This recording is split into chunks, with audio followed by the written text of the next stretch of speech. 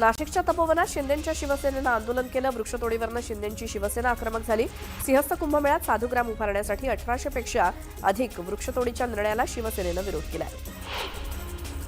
आचल आणि सक्षम ताटेच्या कुटुंबाला पोलीस संरक्षण देण्यात आलं. सक्षमच्या कुटुंबाला धोका असल्यामुळे सुरक्षा देण्याची मागणी आचलनं केली होती. त्यामुळे 2 पोलीस कर्मचारी 24 तास तैनात असणार आहेत. नाशिक पुणे हायस्पीड रेल्वे मार्ग संगमनेर मार्गे करण्याची मागणी करण्यात आली आहे. तर या मागणीसाठी मोठं जनआंदोलन उभारणार असल्याचा इशारा आमदार सत्यजित तांबेंनी दिला आहे. जायकवाडी धरणावरील सौर ऊर्जा प्रकल्प उभारण्यात येणार आहे. नवीन वर्षात या प्रकल्पाचं उद्घाटन होणार आहे. त्यासाठी प्रशासनाकडून 65 हेक्टरची जागा निश्चित करण्यात आली आहे. बीडच्या परळीमध्ये औद्योगिक प्रशिक्षण संस्थेच्या विद्यार्थ्यांनी उपोषण केलं. शिक्षिका शिकवत नसल्याचा आरोप विद्यार्थ्यांनी केलाय. न शिकवणाऱ्या शिक्षकांचं निलंबन करण्याची मागणी केली आहे. विविध मागण्यांसाठी सांगलीतील व्यापाऱ्यांनी बंद पुकारलाय. बाजार समितीच्या आवारातील दुरवस्था नीट करण्याची मागणी करण्यात आली आहे. कडकडीत बंद पाळल्यामुळे कोट्यवधींची उलाढाल ठप्प झाली आहे. जळगावच्या चोपडा तालुक्यात ज्वारीच्या पेरणीत घट झाली आहे, तर हरभरा पेरणीच्या क्षेत्रात वाढ झाली आहे. दरम्यान थंडी कायम राहिल्यामुळे गव्हाच्या क्षेत्रात वाढ होणार असल्याचा अंदाज तालुका कृषी अधिकाऱ्यांनी वर्तवला आहे. गोंदियाच्या वाहतूक पोलीस दलामध्ये ऑटोमॅटिक इंटरसेप्टर वाहन दाखल झालंय. वाहतूक नियम मोडणाऱ्यांवरती त्वरित कारवाई केली जाणार आहे. त्यामुळे पोलिसांनी वाहतूक नियमांचं पालन करण्याचं आवाहन केलंय. बीडच्या शिरूर शहरातील प्रमुख रस्त्याची दुरवस्था झाली आहे. मागणी करून सुद्धा काम पूर्ण होत नसल्यामुळे संतप्त नागरिकांनी पालकमंत्र्यांच्या फोटोची पूजा करत निषेध केला. डोंबिवलीमध्ये तब्बल 107 तितर पक्षी मृतावस्थेत आढळले. माहिती मिळताच वनविभागाच्या पथकानं पाहणी करत पंचनामा केला. दरम्यान अधिकचा तपास वनविभागाकडून सुरू आहे. दौंडच्या हिंगणी बेर्डी गावात बिबट्याचा वावर आढळलाय. या बिबट्याला जेरबंद करण्यात वनविभागाला यश आलंय. या बिबट्यामुळे नागरिकांमध्ये भीतीचं वातावरण होतं. शिरूर तालुक्यातील लाखेवाडीत मृतावस्थेतील बिबट्या आढळला. बिबट्याच्या मृत्यूचं कारण अद्याप अस्पष्ट आहे. बिबट्याचा मृतदेह शवविच्छेदनासाठी माणिकडोह बिबट निवारा केंद्रात पाठवण्यात आलाय. पुण्यातील पाषाण सुतारवाडी भागात आज पहाटेच्या सुमारास बिबट्या दिसल्यामुळे नागरिकांमध्ये भीतीचं वातावरण आहे. नागरिकांनी वनविभागाकडे तक्रार करत बिबट्याला जेरबंद करण्याची मागणी केली. मुंबई गोवा महामार्गावरील भरणे नाका परिसरात मोठी वाहतूक कोंडी झाली आणि 2 किलोमीटरपर्यंत वाहनांच्या रांगा लागल्यामुळे वाहन चालकांना वाहतूक कोंडीचा सामना करावा लागतोय. नारायणगाव जुन्नर रस्त्यालगतच्या साकार नगरी सोसायटीजवळ गुरुवारी रात्री 8:15 वाजता 18 वर्षीय तनिष परदेशी या तरुणावरती बिबट्यानं हल्ला केला. मोबाईलवरती तो उभा होता बोलत आणि या तरुणावरती बिबट्यानं हल्ला केला. यामध्ये त्याच्या पायाला जखम झाली आहे.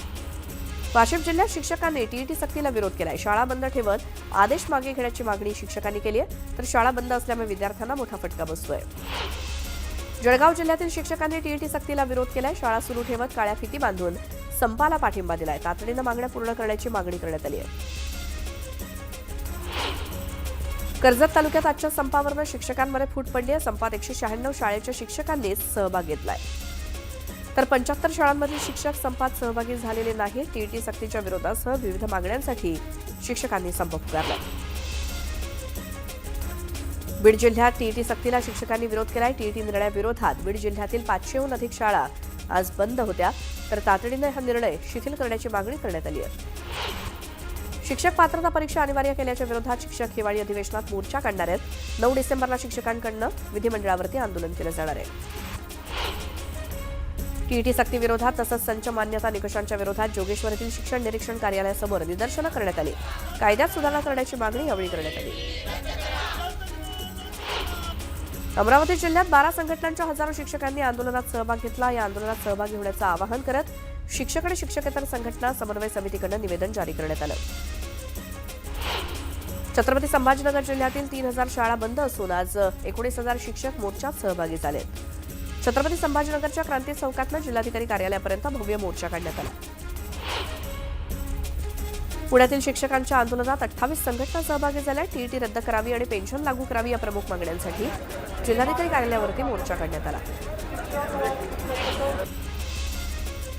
टीईटी सक्ती विरोधात विविध मागण्यांसाठी शिक्षकांनी नांदेड जिल्हाधिकारी कार्यालयावरती मूक मोर्चा काढला.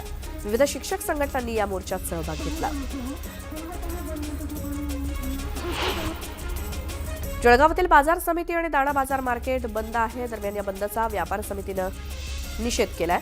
व्यापाऱ्यांनी कोणतीही पूर्वसूचना न देता बाजार बंद केल्यामुळे शेतकऱ्यांचं नुकसान होत असल्याचं समितीनं स्पष्ट केलंय. विविध मागण्यांसाठी व्यापाऱ्यांनी आज पुकारलेला महाराष्ट्र बंदला पंढरपुरात संमिश्र प्रतिसाद मिळाला.